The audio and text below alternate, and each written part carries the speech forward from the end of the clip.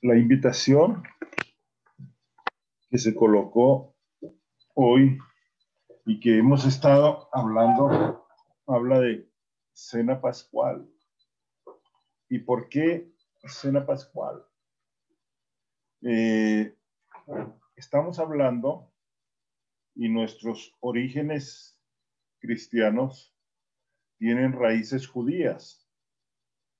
Y los judíos han tenido tres fiestas siempre que han sido las fiestas principales: la Pascua, Pentecostés y Tabernáculos. Hay otras fiestas, pero estas son las tres fiestas mayores de ellos. ¿Y qué ocurrió? Que en la Pascua vino Jesús, en Pentecostés, la fiesta de los judíos que tiene que ver con la palabra de Dios. Ellos celebran que la ley le fue entregada. En el Pentecostés vino el Espíritu Santo. Y Tabernáculos es una fiesta que se celebra en el otoño, entre septiembre y octubre, y en esa sencillamente se celebra la travesía por el desierto. Cuando se habla de la Pascua, que es lo que hoy nos reúne, porque fue en esta fecha en que Jesús fue entregado y fue a la cruz por nosotros, es interesante tener unos detalles que vale la pena tener en cuenta.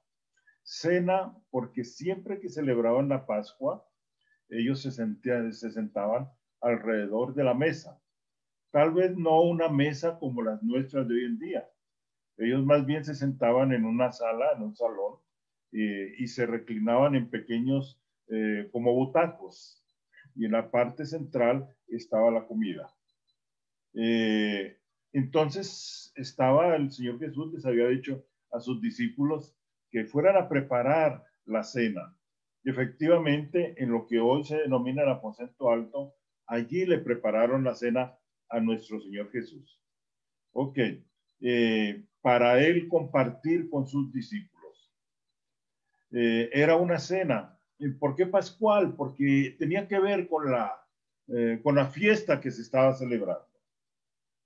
Esta fiesta comienza a ser reemplazada de los cristianos porque Jesucristo se convierte en el Cordero Pascual.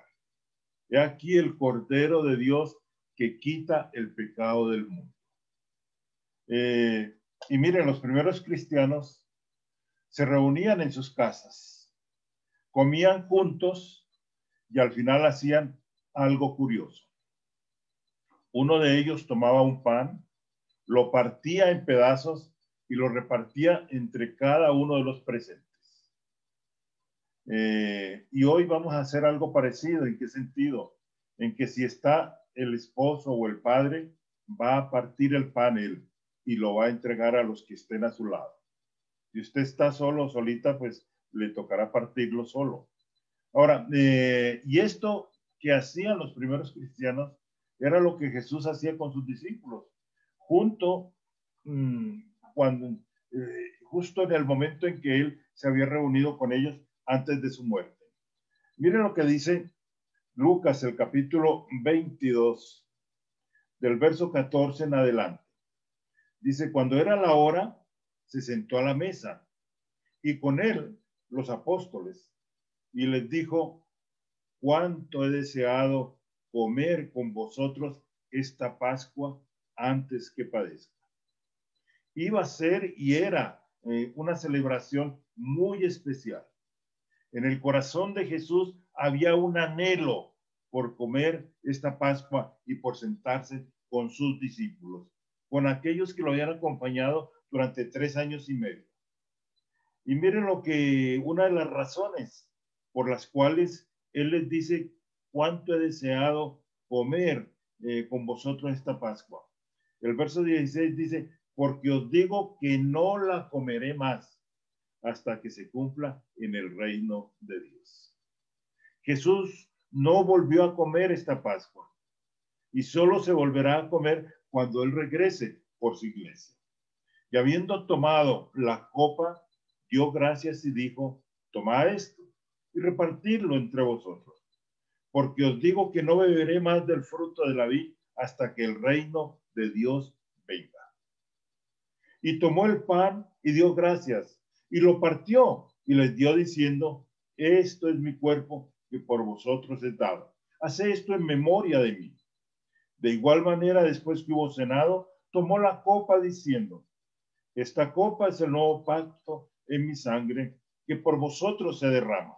Mas he aquí la mano del que me entrega está conmigo en la mesa. A la verdad, el Hijo del Hombre va según lo que está determinado, pero ay de aquel hombre por quien es entregado. Estas son palabras de Jesús transcritas por el evangelista Lucas. Ahora, ¿por qué partían juntos el pan los primeros cristianos? ¿Y por qué deberíamos hacerlo nosotros? Y hay de pronto cuatro razones por las cuales nosotros tenemos que hacerlo también. Y la primera razón, y la más importante, es que es una orden impartida por el Señor Jesús. Óigalo bien, esto fue una orden impartida por el Señor Jesús. Y nosotros, sus discípulos y los hijos de Dios, sencillamente a las órdenes que Él da, tenemos que obedecer. Miren lo que dice 1 Corintios 11:25. Dice así lo siguiente. Dice, asimismo, tomó también la copa después de haber cenado diciendo, esta copa es el nuevo pacto en mi sangre. El 23, porque yo recibí del Señor lo que también os he enseñado. Y el Señor Jesús, la noche que fue entregado, tomó pan. Pablo está diciendo en Corintios que él recibió esa orden y que ahora la está comunicando. Y esa razón es muy importante. El Señor Jesús lo ordenó, dejó este encargo justo antes de su muerte. Antes y en la misma noche en que fue traicionado. No fueron los primeros cristianos los que decidieron que debían hacer esto. Fue Jesús quien les dijo que lo hicieran. Y ahora vamos a ver unos aspectos importantes. El porqué de ello. El apóstol Pablo posteriormente escribe, porque yo recibí del Señor lo que también os he enseñado. Lo había enseñado el mismo Señor resucitado. Y la pregunta es, ¿cuándo fue enseñado Pablo con esta verdad? ¿Recuerdan aquel momento en que Pablo dice que él fue después de estar en Damasco, donde había llegado después de su conversión? Él fue al desierto, fue al monte Horeb, y ahí fue enseñado por el Señor Jesús. Yo recibí del Señor lo que también os he enseñado. Pablo afirmaba constantemente estas verdades. Esto no es idea mía, decía, porque yo recibí del Señor lo que también os he entregado. El Señor le reveló esta ordenanza, como lo había revelado a los otros apóstoles inmediatamente antes de su muerte. La cena del Señor, entonces, no fue idea de los apóstoles, ni algo acordado por la iglesia, sino que fue un mandato solemne del Señor. Ahora, ¿por qué les dijo que mantuvieran esta costumbre? Y aquí hay unas razones interesantes y muy profundas. Y esto es algo muy significativo. Creo que les dio este mandato, en primer lugar, para que preservaran la doctrina. Porque lo que ocurre en la cena tiene que ver con el fundamento de la doctrina de los apóstoles. Y les da este mandato para que tengan tal vez ese hecho palpable en sus manos del por qué Jesús había venido aquí a la tierra. Si nos damos cuenta, es una representación de toda la doctrina. Es una especie de descubrimiento de la verdad. Y el Señor quería que la verdad permaneciera a través de los siglos, hasta el final de la era cristiana. Miren, la mesa de la Santa Cena, el partimiento del pan y el vertimiento del vino predica un mensaje en sí mismo.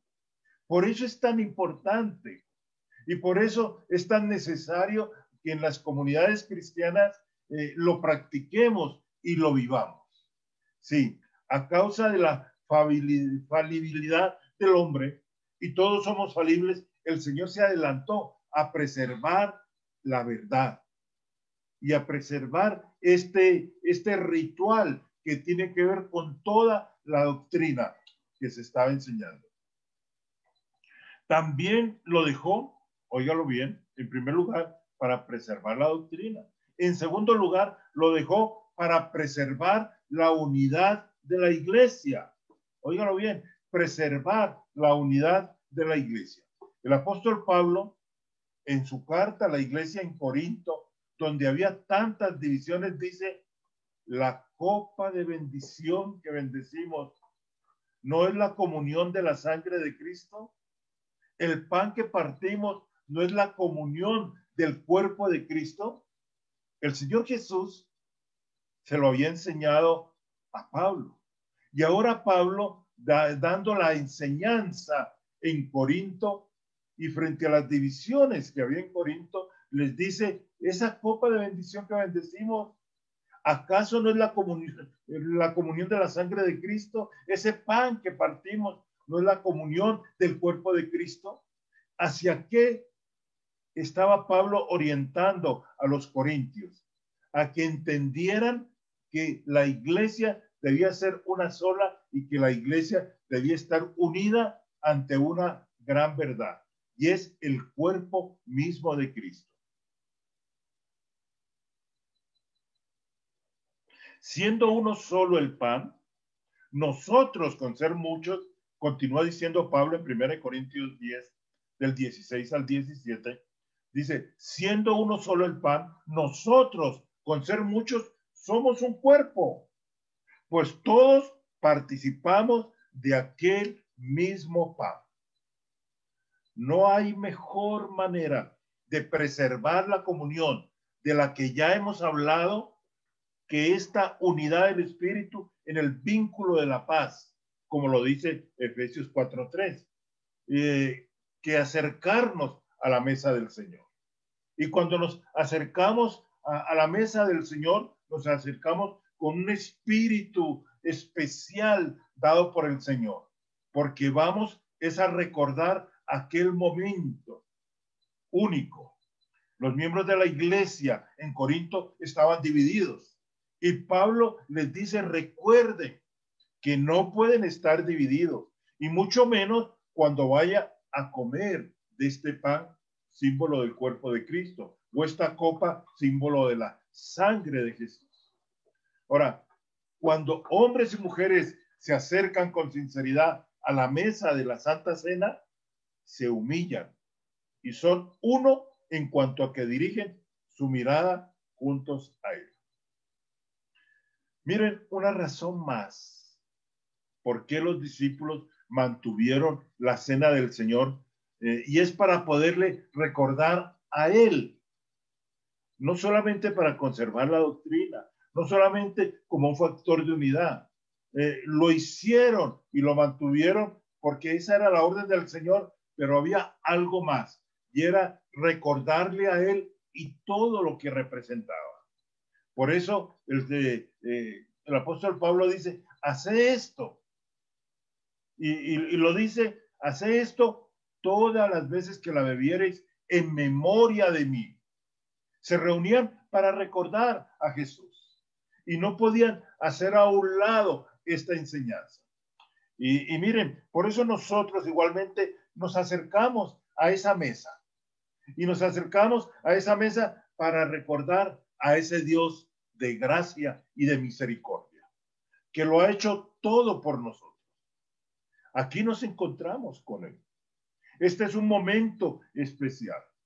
A veces he tenido la oportunidad de participar de la Santa Cena en algunas iglesias, en algunos grupos, y en alguno de ellos me he sentido un poco preocupado cuando el pan y el vino se toman ligeramente y se toman rápidamente, como quien dice, esto está dentro del programa y mejor salgamos de ello. Y no debe ser así.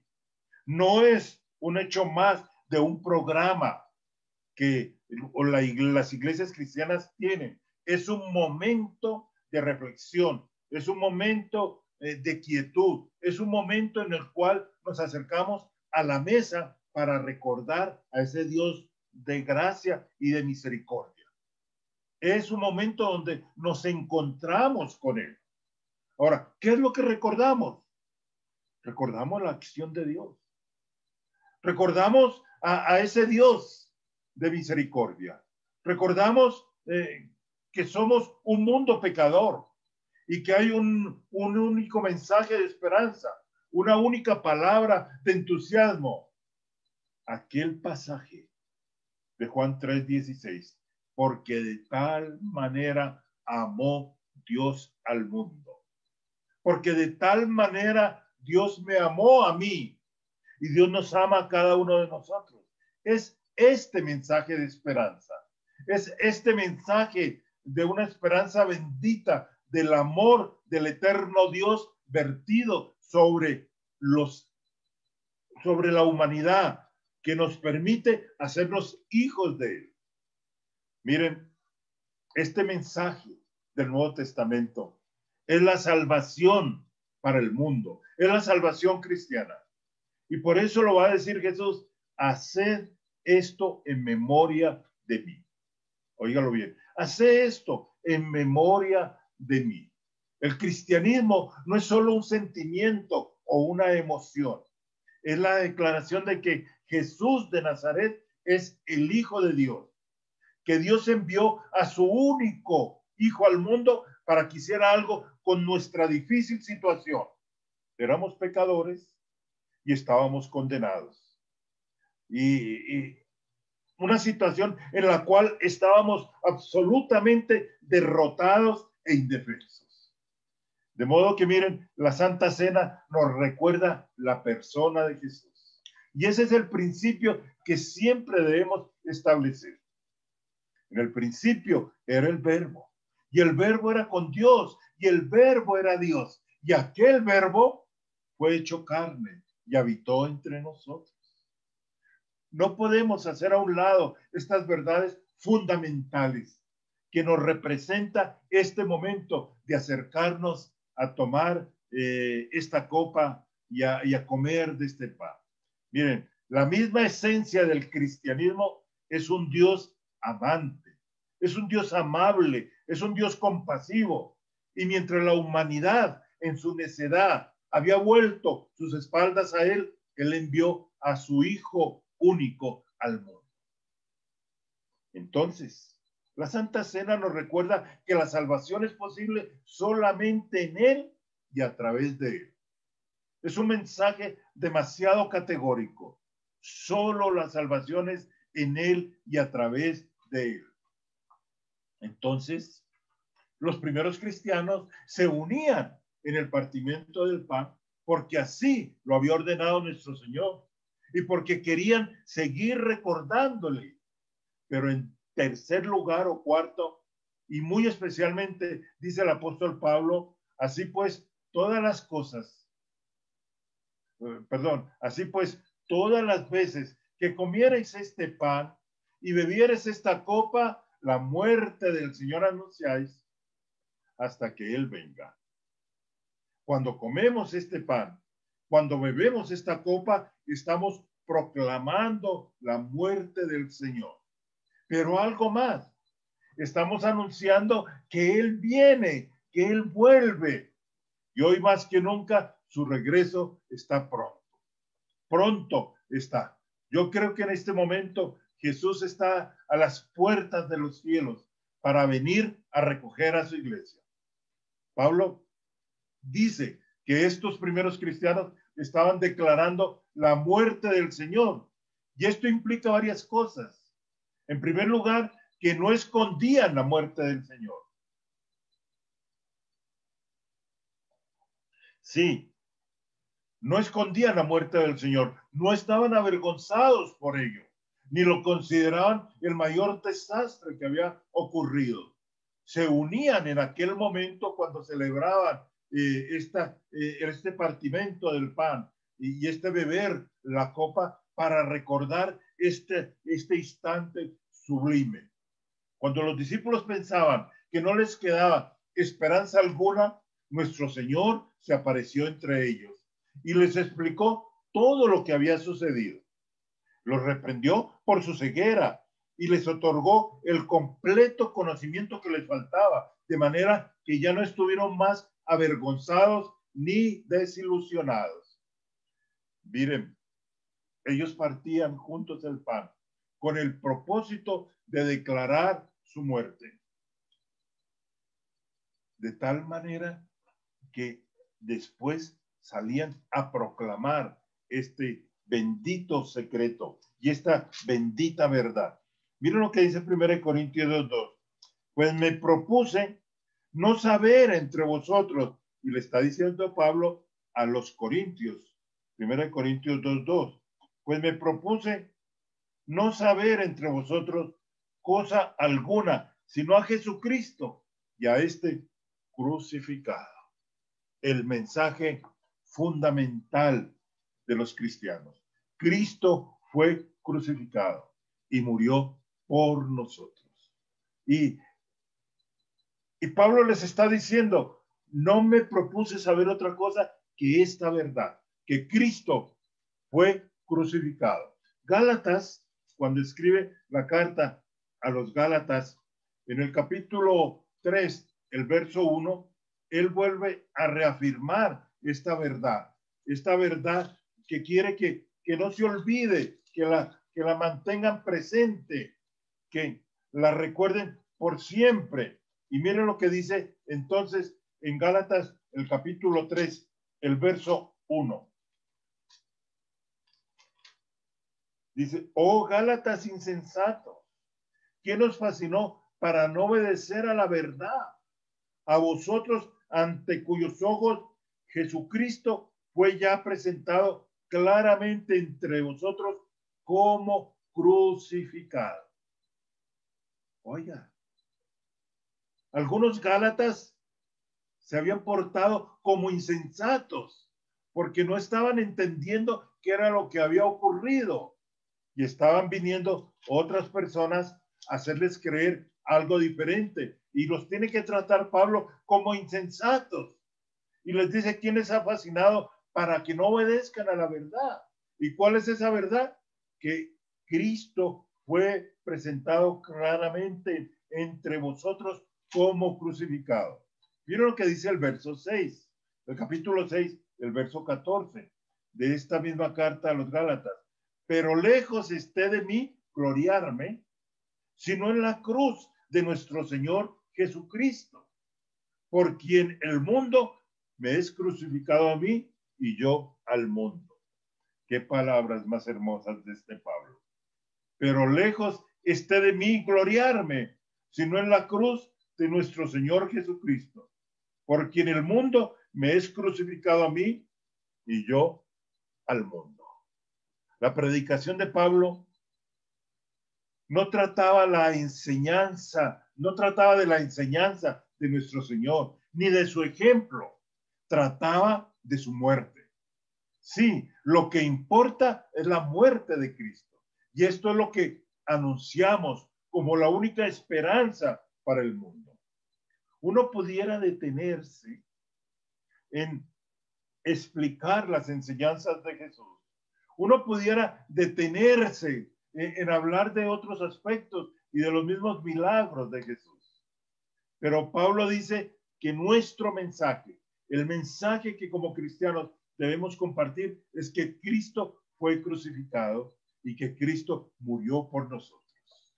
Porque es lo único que debemos anunciar como única esperanza para el mundo. Ahora, ¿por qué? Porque a través de su muerte y solo por ella es que nosotros somos salvos. El partimento del pan anuncia que el único camino de salvación no es su enseñanza, ni su ejemplo, ni su coraje, sino el cuerpo quebrantado y la sangre derramada del Hijo de Dios. Eso es lo fundamental. Por eso Pablo frecuentemente, tanto en Gálatas, tanto en Corintios y en otras cartas, va a estar hablando casi de lo mismo, del mensaje redentor, que Cristo murió en la cruz, que Cristo resucitó.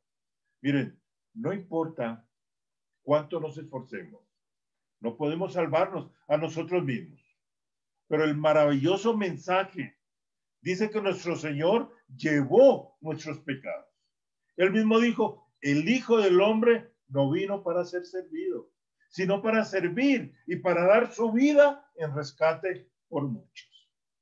Y la Biblia repite esto frecuentemente. Siempre lo está repitiendo. Miren lo que va a decir ahora en 2 de Corintios, el capítulo 5, el verso 19 y el verso 21. Ojalá no olvidáramos este texto. Dice así lo siguiente. Dice desde el 18, y todo esto proviene de Dios, quien nos reconcilió consigo mismo por Cristo Jesús y nos dio el ministerio de la reconciliación. Que Dios estaba en Cristo reconciliando consigo al mundo, no tomándoles en cuenta a los hombres sus pecados, y nos encargó a nosotros la palabra de la reconciliación. Tremenda verdad esta. Y miren, algo más. Así que ahora, dice el 20 de 2 de Corintios 5, somos embajadores en nombre de Cristo. Usted es embajador en nombre de Cristo. Usted es quien lo representa a Él. ¿Para hablar de qué? De la muerte de Cristo. Sí, así que somos embajadores en nombre de Cristo. Como si Dios rogase por medio de nosotros, o rogamos en nombre de Cristo, reconciliados con Dios. Solo Cristo trae reconciliación al hombre con Dios. Así que al que no conoció pecado, por nosotros lo hizo pecado, para que nosotros fuésemos hechos justicia de Dios en él. Ese es el mensaje. Ese es el mensaje, hijos de Dios. Vuelve Pablo y lo repite en la carta a los Romanos, el capítulo 8, el verso 3 y el verso 4. Y miren la manera como él lo va a presentar. Capítulo 8 de Romanos, el verso 3 y el verso 4. Y dice así la palabra. Porque lo que era imposible para la ley, por cuanto era débil por la carne, Dios enviando a su Hijo en semejanza de carne de pecado, y a causa del pecado condenó al pecado en la carne, para que la justicia, óigalo bien, de la ley se cumpliese en nosotros, que no andamos conforme a la carne, sino conforme al Espíritu. Y luego en el capítulo 3, el verso 25 y 26 de esta misma carta a los romanos, miren la manera como lo va a hablar y lo va a presentar Pablo. Dice lo siguiente: a quien Dios puso, a Jesús, como propiciación por medio de la fe en su sangre, para manifestar su justicia a causa de haber pasado por alto en su paciencia los pecados pasados. Solo Él y solo por Él nuestros pecados han sido pasados por alto. Y dice el 26, con la mira de manifestar en este tiempo su justicia, a fin de que sea Él, a fin de que Él sea el justo y el que justifica al que es de la fe de Jesús. ¿Se dan cuenta entonces por qué es tan importante la muerte de Jesús? ¿Y por qué tenemos que recordarla? Porque solo por esa muerte fuimos justificados. Y solo por él, usted y yo somos declarados justos. Y entonces, ¿Cómo no recordar este momento tan particular a través de la cena pascual? ¿Cómo no recordar que ese hecho que recordamos es un hecho fundamental a través de la cual yo fui declarado justo? Todos tenemos momentos especiales que celebramos. Celebramos el cumpleaños, celebramos el día del matrimonio, el día del nacimiento de nuestros hijos, y son momentos especiales. Pero la cena pascual es un hecho fundamental que el cristiano debe recordarla y debe tener en cuenta todo este aspecto teológico, todo este aspecto fundamental de haber sido declarados justos en Jesús. Porque si no fuera por él, estaríamos perdidos. Dice, todo esto significa entonces que Dios ha depositado nuestros pecados en su Hijo y afligió a Jesús, castigándole por nuestros pecados, y le ha afligido castigando nuestros pecados en él. Su cuerpo, el cuerpo de Jesús, fue quebrantado, su sangre fue derramada. Y esta es la razón por que partimos el pan y bebemos el vino.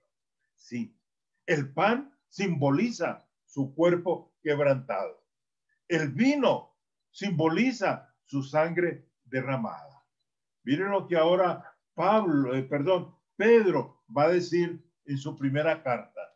Y qué manera en la que Pedro va a expresarse con este pasaje tan especial y la manera como presenta el porqué de esta verdad. En primera de Pedro 2:24, Pedro va a decir algo parecido a lo que ha dicho Pablo. Primera de Pedro 2:24 dice así: quien llevó el mismo nuestros pecados en su cuerpo sobre el madero, para que nosotros, estando muertos a los pecados, vivamos a la justicia, y por cuya herida fuimos nosotros sanados. Hermoso, ¿no es cierto? Por la herida de Jesús, la que recordamos en la Santa Cena, hemos sido sanados.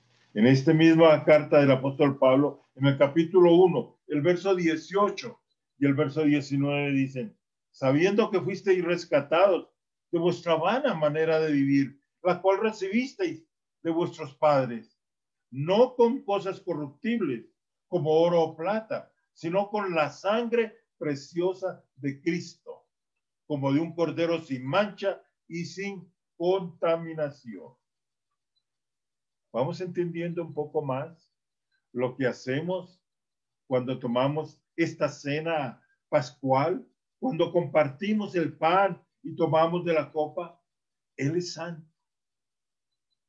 Él es recto, y por lo tanto debía castigar el pecado, como dijo que lo haría, y lo hizo en Jesús. Sí, lo hizo en su Hijo. Y miren, y esta es la razón por qué nosotros partimos el pan y bebemos el vino. Declaramos estas cosas porque Cristo sufrió y murió por nosotros. Dios nos ha perdonado y ha limpiado nuestros pecados y desechado nuestra culpa. Algo más que recordaban esos primeros cristianos: esta copa es el nuevo pacto en mi sangre. Y miren, el mundo desconoce estas cosas. El nuevo pacto, óigalo bien, el nuevo pacto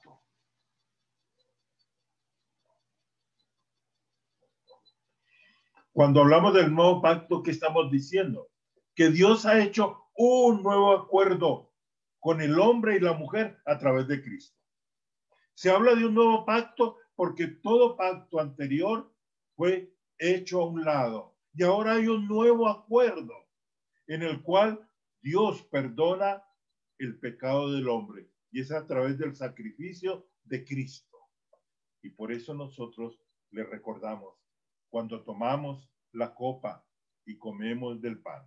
En el Antiguo Testamento, cuando se establecían pactos, siempre se ratificaban con la sangre de un animal sacrificado. Cada pacto que Dios había establecido con su pueblo ha sido siempre ratificado con sangre. Y miren, este hecho de sangre es una especie de sello. Y la sangre de Cristo representada en el vino de la copa es la sangre del nuevo pacto del cual nos habla Hebreos el capítulo 8, del verso 8 al 12. Esta sangre de Cristo representa un nuevo pacto, un nuevo acuerdo. Dios decidió poner la sangre del unigénito Hijo de Dios para iniciar un nuevo acuerdo, una nueva forma de acercarse al hombre y redimir al hombre. Miren, se reunían para partir el pan, para declarar su muerte y todo lo que ello implicaba. Y miren lo último que menciona el apóstol es lo siguiente. Así pues, todas las veces que comieres este pan y bebieres esta copa, la muerte del Señor anunciáis hasta que Él venga. Recordaban al que murió, pero también al que resucitó y también al que ascendió a los cielos, que desde allí intercede por los suyos y cuida de su pueblo hasta que sus enemigos sean puestos por estrado de sus pies. Miren la manera como Hebreos 10:13 habla de esta tremenda verdad. Capítulo 10 de Hebreos, el verso 13. Dice, de ahí en adelante, esperando hasta que sus enemigos sean puestos por estrado de sus pies. Y eso es lo que va a ocurrir. Y eso es lo que pronto sucederá con Jesús. Entendiendo que el enemigo en aquel mismo momento, en la cruz y en la resurrección, fue derrotado. Y miren, esto es maravilloso. Pensemos en las personas sencillas que se reunían allí en la iglesia primitiva, en sus casas. Y se reunían para partir el pan, declarando la muerte del Señor hasta que Él regresara. Partían el pan y con ello recordaban no solo lo que Él había hecho, lo que Él había sido, sino también lo que iba a hacer. Alzaban sus cabezas diciendo, nuestro destino es la gloria. Somos hijos de Dios. Somos coherederos con Cristo y tenemos una herencia incorruptible, incontaminada e inmarcesible, reservada en los cielos. Bendito sea el nombre del Señor por esta tremenda, única, gran verdad. Óigalo. A veces peleamos aquí en la tierra por herencias corruptibles, herencias que se terminan, dineros que se acaban. Pero nosotros, por Jesucristo, somos coherederos juntamente con Él, con Cristo. Y con Él vamos a tener una herencia incorruptible, una herencia incontaminada e inmarcesible, reservada para usted y para mí en los cielos. ¿No le parece maravilloso esto? Eso es lo que nos espera. Ellos perseveraban en el partimiento del pan con el fin de recordarle, de declarar su muerte y de declarar su regreso. Y por supuesto, lo hacían finalmente para alabarle y darle gracias. Aquellos que realmente han creído seguirán proclamándolo, recordándolo y dándole gracias a Dios por ello. No habrá que persuadirles que se acerquen a la mesa de la Santa Cena. Vendrán pronto para participar de ella. Y vamos concluyendo. ¿Participas del partimiento del pan con la misma disposición de los primeros cristianos? ¿Te deleitas en ello? ¿Te conmueve este momento? ¿Te estremece? ¿Crees que esto que ocurrió allá en el Calvario es lo más maravilloso que ha podido suceder? Fue mi redención, fue mi perdón. Y si eres cristiano como lo eran ellos, tenemos derecho a darle gracias y darle gloria a Él. Y miren, esto es lo que los cristianos han hecho siempre a través de todos los siglos. No vienen de forma mecánica. Y por favor, cada vez que usted venga a este momento en que vamos a partir el pan y vamos a beber de su copa, no lo hagamos jamás de una forma mecánica. Vienen convencidos de que el mismo Hijo de Dios llevó nuestros pecados, pagó la pena y venció aún la muerte. Que su cuerpo fue quebrantado y su sangre fue derramada. Y miren, cuando lo creemos, lo único que queremos hacer es alabarle y darle gracias y hablarles a todos de él. Voy a invitarles que nos pongamos en pie. Y vamos a celebrar este momento tal como aquí lo hemos mencionado, tal como aquí lo hemos presentado. Vamos a celebrar este instante particular y especial. Y vamos a celebrarlo porque Él murió por nosotros, porque Él pagó el precio. Sí, podemos reacomodar de pronto los computadores, los celulares para estar de pie y tener en cuenta entonces que aquí está la copa y que aquí está el pan. Ok. Y miren lo que dice entonces la Escritura, teniendo en cuenta estas verdades maravillosas. Y vamos a tenerlas presentes en este instante. Y digámosle al Señor, gracias. Gracias, porque tú, Señor, viniste a pagar por nosotros. Viniste a dar tu misma vida. Dígale gracias, porque tú moriste en la cruz por mí, Señor. Dígale gracias, porque llevaste ahí mis pecados. Y fue por este sacrificio solemne que tú, Señor, nos rescataste de la muerte a la vida. Dígale gracias. Gracias porque tú, Señor Jesús, nos diste. Porque yo he recibido del Señor Jesús lo que también os he enseñado, que el Señor Jesús, la noche que fue entregado, tomó pan. Y tome el pan, por favor. Voy a pedirle, si está el Padre, es el Padre el que tome el pan, para luego repartirlo, tal como ya lo hemos mencionado. Si está usted solo o sola, pues usted será el que tome el pan. Y miren lo que dice. El Señor Jesús, la noche que fue entregado, tomó pan. Y habiendo dado gracias, a ti te damos gracias, Señor, por este pan que simboliza tu cuerpo, que fue maltratado, molido y entregado por nosotros. Muchas gracias, Jesús. Lo diste todo. Y ahí en la cruz fuiste molido por nosotros. Bendito eres, Señor. Habiendo dado gracias, partió el pan y dijo, tomad y comed.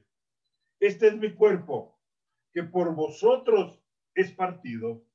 Haced esto en memoria de mí. Comamos todos de este pan.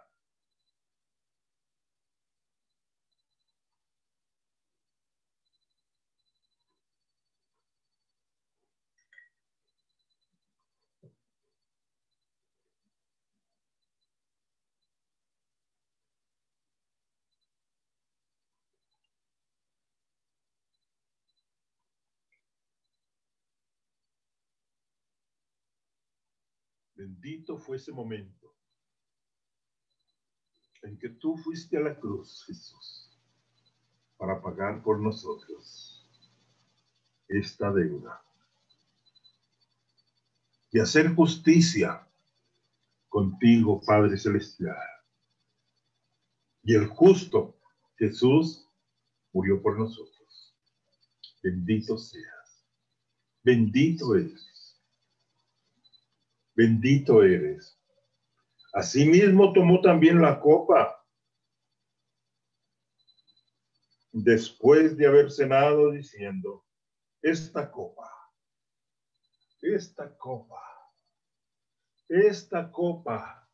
símbolo de tu sangre, Jesús, derramada ahí en la vía dolorosa, ahí en el pretorio, derramada en el Calvario. Esta sangre que tú derramaste y que ahora recordamos a través de esta copa y de este vino. Te damos gracias, porque por tus heridas nosotros hemos recibido sanidad. Porque, Señor Jesús, nos rescataste no con oro y con plata, no con la sangre preciosa del Cordero.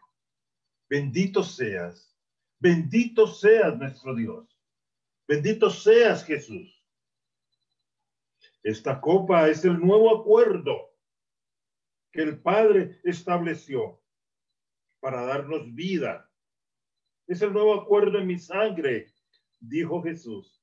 Haz esto todas las veces que la bebiereis en memoria de mí. ¿Cómo no recordarte, Jesús, que lo diste todo por nosotros? Bendito seas. Tomemos todos de la copa, por favor.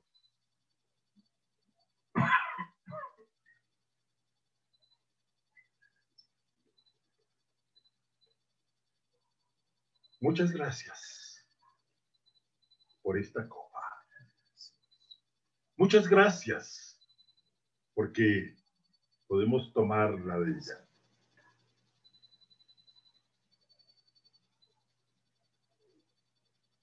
Bendito seas. Bendito eres por siempre, Jesús.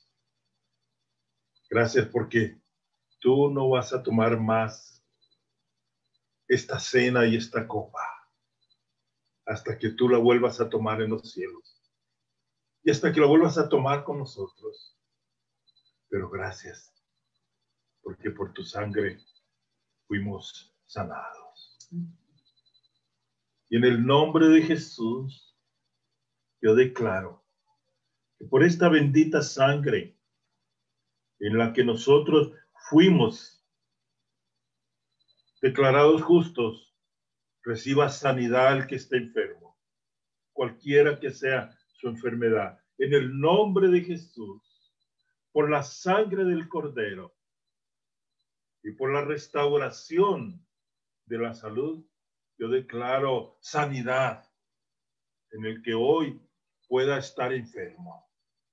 Porque Jesús murió por nuestros pecados y en la cruz llevó nuestras enfermedades y nuestros dolores, y por su llaga fuimos nosotros sanados. Bendito seas, bendito eres, Señor.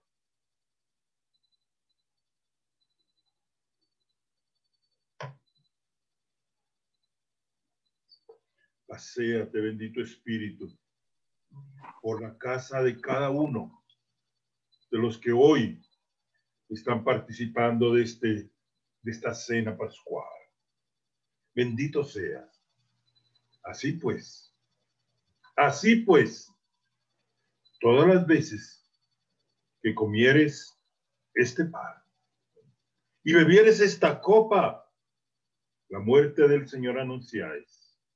Hoy anunciamos la muerte y vamos a proclamar la muerte siempre como el mensaje salvador para el mundo, para los nuestros, para nuestras familias y amigos. Dice, todas las veces que comieres este pan y bebieres esta copa, la muerte del Señor anunciáis hasta que Él venga. Esa es una bendita esperanza que el Señor Jesús quería también que tuviéramos en cuenta y que Pablo lo remarca, que Él volvería por segunda vez. Dígale a la persona que tiene a su lado, el Señor vuelve pronto. El Señor vuelve pronto. El Señor vuelve pronto. Bendito sea el Señor. Aleluya. Gracias, Jesús, por celebrar esta cena pascual el día de hoy. Por estar unidos, compartiendo este pan, compartiendo esta copa y recordando que tú oficiaste el sacrificio supremo. bendito eres. Y así en esa actitud de reflexión, escuchemos la canción que ahora Hansel nos va a colocar, por favor. Bendito, bendito sea el Señor. Bendito es nuestro Dios.